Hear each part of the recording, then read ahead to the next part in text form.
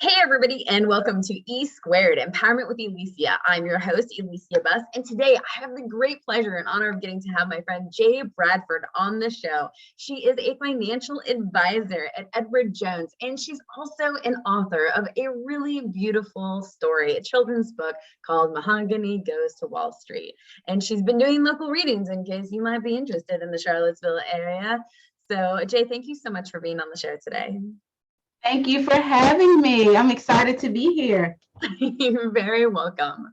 So I know you have had a busy day helping so many different people in the world, and I really appreciate all you're doing, especially with like your passion of trying to help close the financial literacy gap for children. So what brought you to that deep desire to support people in that way? Well, that's a loaded question. It's just in my spirit to help. And whenever I acquire knowledge, I just want to make sure that I'm able to give that to other people. But I think it all really started when my father passed away when I was at the age of 7, I believe. And he left my mom with a large insurance policy payout. He was the patriarch of our family. He was the one who handled the finances and made the money. And when he passed away, leaving my mother with that large insurance policy, she really didn't know what to do. She wasn't financially educated on her finances. And then she ultimately received some poor financial advice. And that mismanagement of her money led to us losing our family home. I had to pull out of college, then later pay my way through college. And then we went through a lot of financial hardships. And that experience really showed me the value in the entire family being educated on finances, not just the leader of the household. And it put financial literacy at the forefront of my mind. So seeing my mom go through all those hardships, I was the oldest of the household. So I naturally assumed the role of like, Mom, I can help you, or why are you crying, and asking her these questions. And she was one of those people that would leave, like, she wouldn't open her mail. She would just bury her head in the dirt and just was like, I can't do it. I can't take it. And that's when I really started helping her. I would open her mail and say, look, we can call. I'm trying to think how old I was, maybe 16. Oh, wow. And I'm like, okay, let's call the mortgage company. Let's see if they can help you. Let's do these things. I'm sure someone can help us. And then me taking that leadership role in my house just made me be the go-to person to kind of give financial advice and guidance to my immediate family, whether that's being like creating a monthly budget or knowing what type of account they should open or how to fix your credit. And I'm like, I enjoy doing this. I might as well do this for a living and then get paid while doing it. So yeah, absolutely. The financial industry. No, that's really cool. Like, when did you make that jump? When you were just like, you know what? Like, yeah, like I can do this for a living and not just always be helping people. Well, I didn't realize it till later on in life. I was the store manager at Steve Madden for a while, and I was great at helping ladies, spend their money on these shoes to kind of give themselves a form of self-care or to help like brighten what they thought about themselves or whatever in that aspect. And then that's when I kind of realized when someone from the bank approached me that, hey, you would be great on this side. And I'm like, you know what? I actually do help people do that all day outside of Steve Madden of selling shoes, but I help my family create these budgets. So that's when I got into the financial industry on the bank side. And then I moved my way up to where I'm at today. No, that's super cool. It's, do you ever meet people that are just like surprised? Yes. I mean, like, just because the natural role that, like, as women, like, just like you said, like your dad was the patriarch of your family, and that's what he dealt with. And then, yeah. So, do you feel comfortable sharing about any of the experiences that you've had having to manage that situation? As we all know, the financial industry is kind of dominated by men and white men at that. Yeah. And there's few women. The industry is changing, and I really like the company that I'm at because it's like woman driven over here at Edward That's so Jones. awesome. I love that. I love that, but you see fewer who look like me, Black women, and being in the industry has been hard because, you know, maybe your counterparts are not respecting you or seeing the capabilities that you have and what you can offer. And sometimes you may even come across clients who won't take you as serious as they will maybe your male counterpart who's white. And, you know, that just comes with how we are conditioned as a society to kind of think of, when you think of finances, who do you think of? White men on Wall Street. So I can't, you know, be upset about that. And I have to, you know, find ways where I can recreate what that looks like for people. And that's what made me want to do this book. And also, you know, find the people who like me and who values diversity. Absolutely. No, and I really love that you're being such a wonderful role model and just like getting to have this conversation so that other people, other women out there of color can see you and see how you're being successful and be like, hey, like she's doing, like I can do it too, like why not? And Yeah. yeah, it's such a beautiful thing, and like how you're traveling around and getting to like do the readings for your book and inspire like young women of like, you know, whatever color, right? Like it's just like it's part of being human, you know, like all of it doesn't, like people should just like see us as beings, like. Yeah.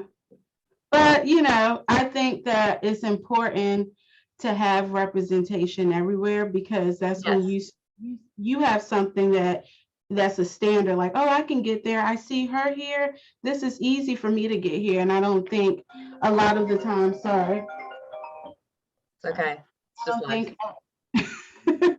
I don't think a lot of the times people take that into consideration, that, you know, that can be emotionally draining for you when you're in a career field where you don't see a lot of people that look like you, especially like in bigger cities, they may be, but not here in Charlottesville. Yeah, I really appreciate you talking about that, like bringing that to the table as a conversation, because I think that's something that people probably don't necessarily think about for anybody who's in a position that doesn't have a lot of representation for them, that like, oh, you feel like you have to be on, right? Like you feel like you have to perform at like that much higher of a level because you are that person that people are looking to and wondering. So how's that something that you manage for yourself to like stay in balance? How is what? To stay in balance within yourself, like when you do feel like, oh, like that's been a lot. That's kind of where emotional resilience kind of come into play. I feel that, you know, sometimes it can be daunting and get to you. But I have to think about like, what can I control? I can't control how I was born. You know, we can't change that. Nope. So the only thing that I can change is being the best person that I can be. And, you know, really taking that into putting that in my thought process that, hey, I can't control what someone else is thinking if they want to work with me. I can only control how far I educate myself, you know, showing up with that smile and showing up every day for myself and completing activities. And that was part of the thing that made me want to write the children's book, because when I was studying for my Series 7, that was kind of like a foreign language for me. No one in my family talked about the stock market at all or any of the jargon. So it was like, what is this? What is that? And I failed the first time. And that was a time where that emotional resilience really needed to take place, because I was going into an office where everyone was like, oh, you failed? Oh, I passed the first time. And it was one of those things. So I had to find that, you know, perseverance in me to say, okay, are you going to show up for yourself or are you going to be defeated? And I think sometimes when you go through things in life, it's easy to say, oh, I can't do this. But if you think about the positive, like, okay, I'm not just doing this for me, I'm doing it for everyone, you know, who looks like me, or to help change my family dynamics. I think it makes it a little easier to kind of push forward. And so in going through that, I was just like, okay, this is something way bigger than myself. And being a person that every time I acquire new knowledge, I want to make sure that I'm able to use it. I'm like, this would be great as a children's book. Like, we talk about diversity and inclusion in the workplace, but we're not equipping that youth that is diverse to say, hey, you can get here, and giving them that knowledge that will make a difference in their lives. And why not do it with finances? I mean, it runs our economy, and it's something that I feel like we should be taught at an early age. 100%. Yes. Yeah. And it's just and framing it in a way that kids can actually hear. Because I remember, like, when I was young, my parents trying to do a better job preparing me financial literacy and budgets and 401ks and like all the things. And I even had it like on my wall, like, if you start now, like, your 401k by this age will be like this time. But I didn't do it. And it's just really interesting to for kids to see their parents, to see the people in their family and whatnot taking that action as well, because it can be really confusing, right? Like, when we learn one thing, but the people that we love and trust and respect aren't doing those sorts of things. Creates Exactly. this, like, discord, right? Exactly. And I don't think that is, I feel like more so more so that, what am I trying to say? I don't think, I'm sorry. You're fine. This information is only needed in Black homes. I think it's needed in a lot of homes throughout America. And since I've had the children's book, a lot of people have taken,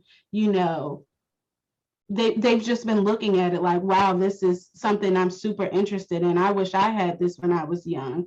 And I think that is helpful to everyone. It's just something that's not talked about at all, really, in our Black community. And me being a Black woman, I have to, create a character that I can relate to. But I think it's good information for everyone, and it's put in a way in layman's terms that a lot of adults are even saying, oh, this book is for me. Like, yeah, I'll read it to my kids, but this is helping me too. I'm going to look back at it. So, yeah. Oh, that's awesome. I love that. Gosh, there's a woman, I feel bad that her name is currently escaping me, but it's just been one of those days. So, but she's here on the East Coast, and we actually have something called horse-powered reading, so that we help kids with reading through working with horses. And there's this woman here on the East Coast. She's a woman of color, and she goes around and she brings books to these different kids, like to neighborhoods, and brings her little like miniature horses too. And it's like, it's so cool. So definitely try and find a way to connect the two of you so that your book can be part of that whole process of increasing both, regular literacy and financial literacy together with I would love that. Yeah, I love bringing people together. I'll remember her name later and post it somewhere and send it to you. I just love seeing people, whoever they are in the world, coming together to like find the blind spots in our communities and with our friends, within ourselves, and find the support that we need for all of us. It's like every human being in the world has their strengths and their weaknesses and their blind spots, and instead of us judging one another for those blind spots and weaknesses, it's better to get to come together holistically to get to learn from one another and not invalidate people for what they don't know. It's just like, well, why you can spend the energy invalidating somebody, or you can spend the energy kindly informing them and supporting them at a healthy gradient to get to where they can be empowered. Right? Yes, that's important. Yes. We spend the energy either way, right? Even if we ignore people, sometimes I feel like there is potential, like you feel guilty or you feel like distracted or like whatever it is. It's just like spent in some way and how we engage with the world. Yeah. But so tell us more about this whole, like, how long did it take you to write the book? Like, I'm in the process of writing a book, but it's definitely not a children's book. So like, I'd love to hear more about that. So I started in April, And then I got a local teacher, Ms. Zingraf. She's amazing. She helped edit the book. And then Dev Flowers, my sister-in-law, did the illustrations. But from start to finish, I think we were done in October, but we were working with Ingram and Sparks, which is the print-on-demand company that we use to distribute the book, like uploading it correctly, because that was a whole process. But I think the book like was written and the edits were done around June, and then we were just waiting for the illustrator to finish the pictures based on what words and stuff we selected. So it was definitely a learning curve. It's a lot that goes into like self-publishing a book and making sure that, you know, the trim size is correct and what you actually envision comes out. And then there's also that process after you've done all the hard work, so you think, and then you upload it to the printing company, and then you get your book and the coloring is off.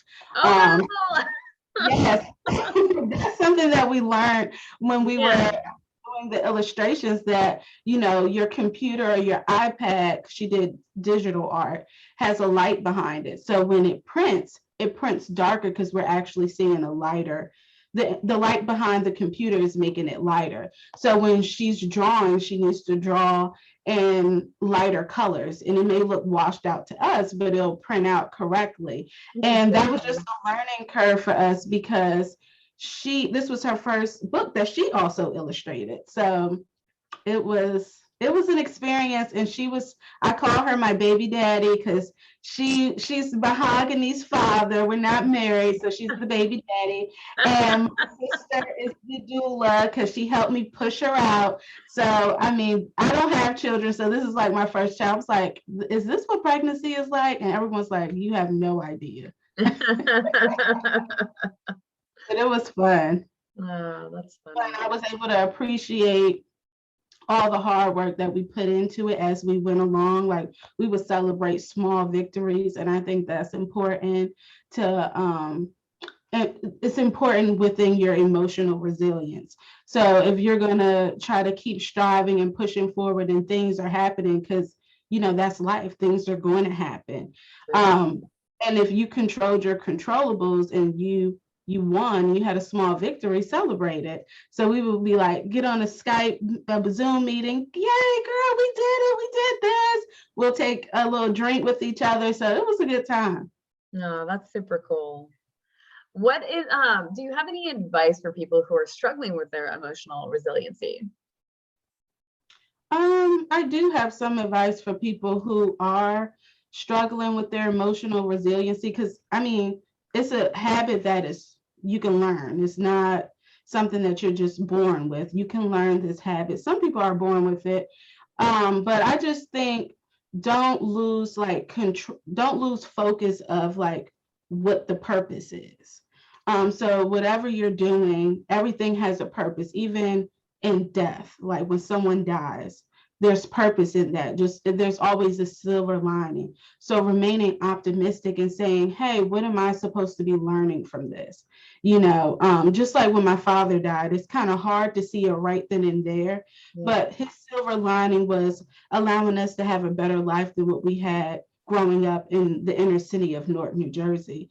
And, you know, to this day, I now can say like, oh, I really appreciate him, you know, thinking of us even in his death. So not losing sight of your focus, staying optimistic, like looking for that silver lining, and then being okay to ask for support.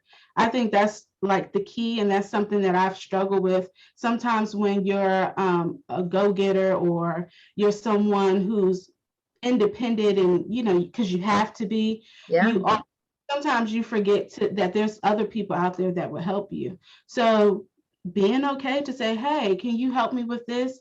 I don't know this. And take the thought out of it that, hey, they're going to look at me differently because I'm asking for help. I should know this already.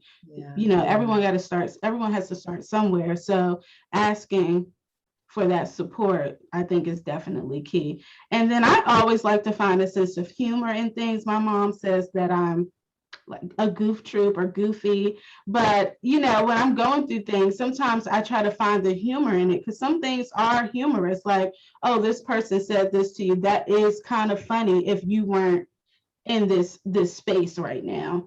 And just being able to laugh at, mistakes you've made and then learn from it. Those are all fantastic messages. Thank you, Jay, for all of that. Oh, that answered your question. I was like, that was a lot, but No. We're here for it. We're here for it. That's what it's all about. Is there anything else that is just like burning in you that you feel really passionate about that you would like to bring to the audience this evening? That I feel really passionate about. I really feel passionate about that people need to see the importance of financial literacy.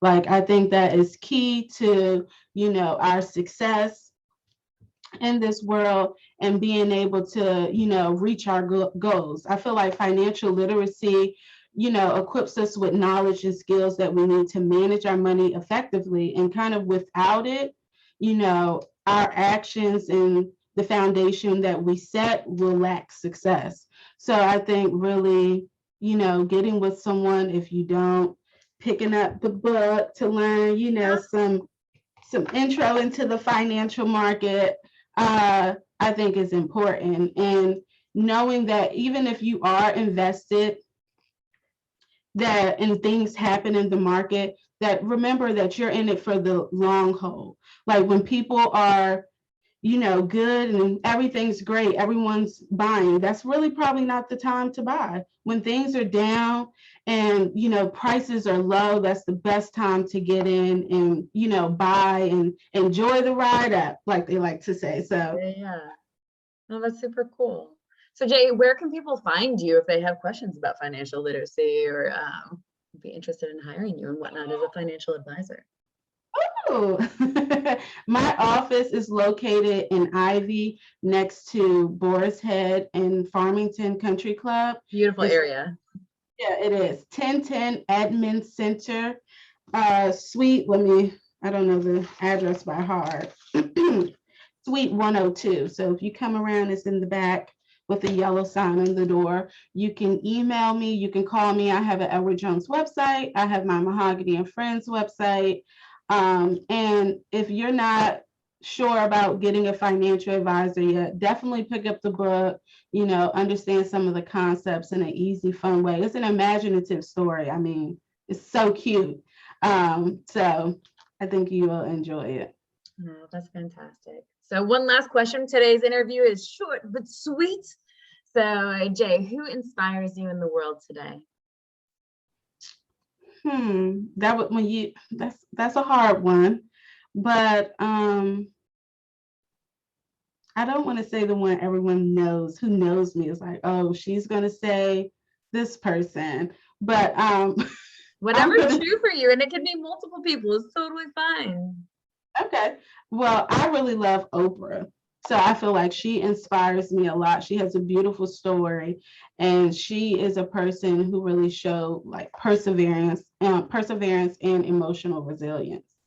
Heck yeah, she does. She does have a phenomenal story. She's an amazing woman. Yes. So, she's inspirational. So yes. Yes, 100%. I would agree with that.